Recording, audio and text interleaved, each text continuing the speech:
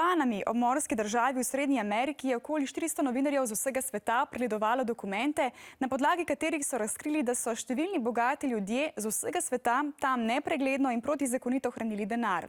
V rubriki Podrobno pod lupo poglejmo, kaj so to panamski dokumenti in kaj razkrivajo. Max varčuje denar v svojem hranilniku, ker ne želi, da bi njegova mama preverjala, koliko denarja je privarčeval, ga odnese k sosedu Binetu. Binetova mama ne preverja, koliko denarja je v hranilnikih in tako nihče ne ve, koliko denarja ima Max. Poleg tega je Binetova mama v zameno za košnje trate pripravljena obdržati skrivnost zase.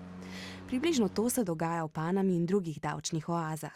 Tam imajo zelo ohlapna pravila glede tega, kdaj in koliko denarja pride na njihove bančne račune in iz njih. Mogoče je odpreti podjetje brez podatka o tem, kdo je njegov lastnik in odkot mu denar. Poleg tega so davki tam veliko nižji kot drugod. Davek je del zaslužka, ki ga državljani plačajo državi za njeno delovanje. In ta je, na primer, v Panami precej nižji kot v Sloveniji. Tako se je tudi veliko politikov, športnikov in znanih ljudi iz več kot 50 držav odločilo, da bodo svoj denar skrili v Panami in tako plačali manj davka. Pri tem jim je pomagala družba imenovana Mossack Fonseca. Nekdo pa je novinarjem priskrbel tako imenovane panamske dokumente. Gre za 11,5 milijonov elektronskih sporočil, fotografij in besedil, ki razkrivajo, kdo vse je denar hranil ali skrival v davčni oazi Panami.